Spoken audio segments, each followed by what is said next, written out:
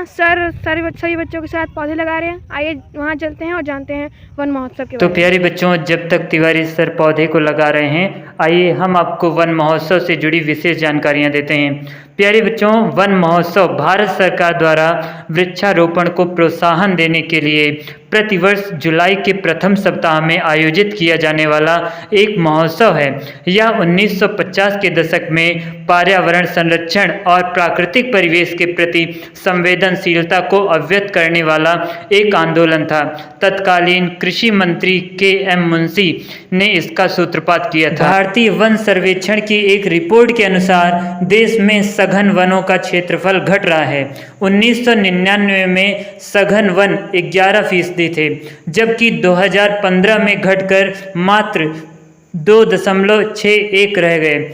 सघन वनों का दायरा सिमटते जाने के चलते वन्य जीव शहरों कस्बों की ओर रुख करने लगे हैं और जंगली जानवरों की इंसानों के साथ मुठभेड़ की घटनाएं बढ़ती जा रही हैं। भारत में स्थिति यह बदतर होती जा रही है, क्योंकि एक तरफ जहां वृक्षों की अवैध कटाई का सिलसिला बड़े पैमाने पर चल रहा है, वहीं वृक्षारोपण के मामले में उदासीनता और लापरवाही बढ़ती जा रही है। इन्हीं परिस्थितियों को देखकर भारत में प्रतिवर्ष पर्यावरण संरक्षण के उद्देश्य से जुलाई माह के प्रथम सप्ताह में वन महोत्सव मनाया जाता है। वन महोत्सव का अर्थ है वृक्षों का महाउत्सव, यानी पेड़ों का त्योहार, जो प्राकृतिक परिवेश तथा पर्यावरण संरक्षण के प्रति संवेदनशीलता अभिव्यक्त करने का एक आंदोलन है। दरअसल प्रकृति के असंतुलन का सबसे बड़ा कारण वनों तथा वन्य जीवों की घटती संख्या है। इसलिए इसके संरक्षण हेतु दिल्ली में सघन वृक्षारोपण के लिए आंदोलन की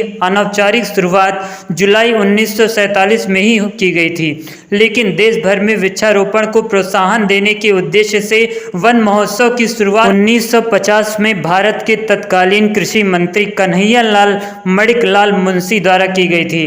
दरअसल वन न केवल जीव जंतुओं की हजारों लाखों प्रजातियों के प्राकृतिक आवास हैं, बल्कि प्रकृति और मानव जीवन में संतुलन बनाए रखने में भी इनकी महत्वपूर्ण भूमिका है। प्यारे बच्चों, हम सभी को चाहिए कि हम सभी वृक्षारोपण करें। जैसे आप देख पा रहे हैं सामने तिवारी सर तन मन धन से वृक्षारोपण कर रहे हैं, तो आप सभी की भी जिम्मेदारी बनती है कि आप सभी वृक्षारोपण करिए।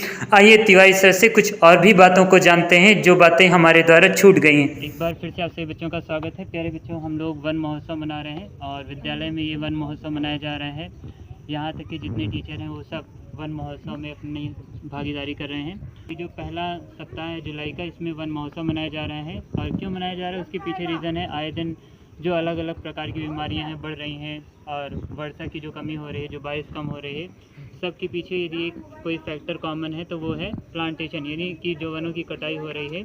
इस संदर्भ में हम लोग को चाहिए कि ज़्यादा से ज़्यादा पौधों को लगाया जाए। अब एक क्वेश्चन दिमाग में आता है कि सर छोटे छोटे पौधों को लगाने से हो ही क्या जाएगा। एक कोई घड़ा है, उसे एक बार फिल करना हो सकता है ना हो, लेकिन ये बूंद बूंद हम लोग फिल करेंगे और इस धरती पर जितने लोग हैं सारे के सारे लोग एक एक पौधा भी लगाएंगे, तो आने वाले समय में वही पौधे जब बड़े होंगे तो लार्ज अमाउंट में हम लोग को ऑक्सीजन प्रोवाइड करेंगे।